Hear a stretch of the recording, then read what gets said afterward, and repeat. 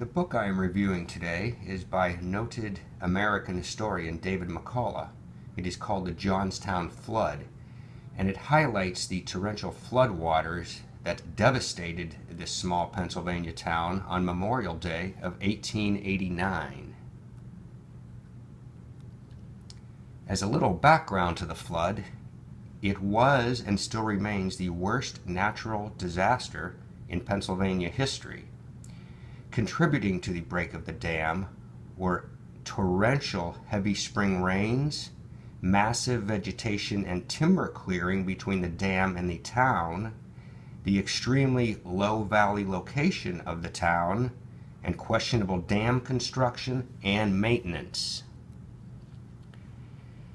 The South Fork Dam, which broke, was constructed by the South Fork Fishing Club and Hunting Club on Lake Conemaugh. The lake was filled with beautiful springtime cottages and occupied by the well-to-do from Johnstown and Pittsburgh, and the likes of Carnegie and Mellon were known to frequent the lake. It was known by those in Johnstown who would look up at the lake and they could see the quote-unquote sailboats on the mountain. This is an artist's rendition of the dam before it broke. But when it broke, it surely did. At 3:10 a.m. the dam broke, and at 4:07 p.m. the water impacted the town. It was a journey of 14 miles, and 20 million gallons of water devastated the area. This is an artist's rendition of the dam breaking.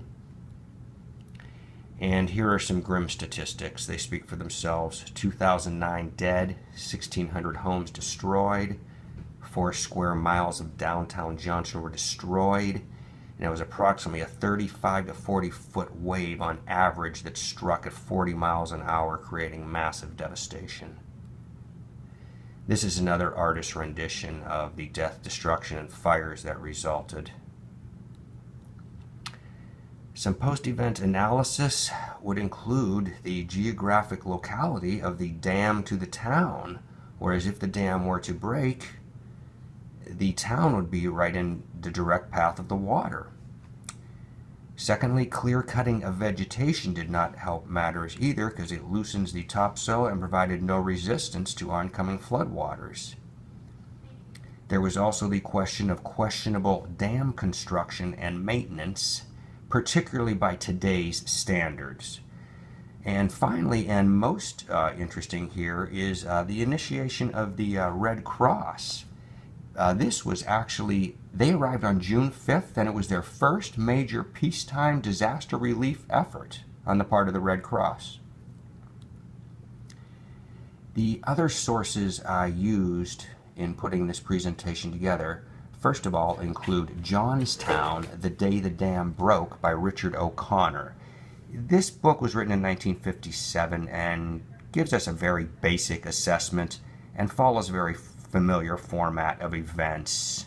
It's very similar to McCullough's book, but two of the more interesting chapters are chapters 9 and 10, which are respectively The Press Descends and The Scavengers Arrive, but there's really nothing groundbreaking here.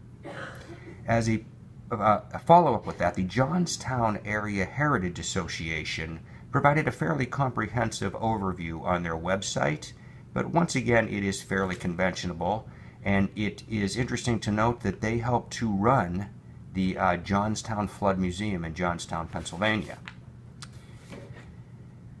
The third source I used was the Johnstown Flood Debate Renewed by David Hirsch. This is a study from 2016 by University of Pittsburgh at Johnstown geologists, and they concluded that the changes made by the South Fork Fishing and Hunting Club over the years damaged the ability to discharge stormwater considerably.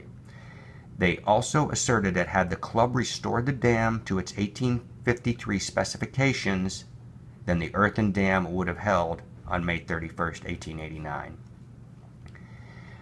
Finally, there is an assessment by the National Park Conservation Association. It's called Swept Away by Amy Lynn Brown. And they basically pointed out that the cause of the dam break was twofold: natural events and human manipulation of the environment. That concludes my presentation.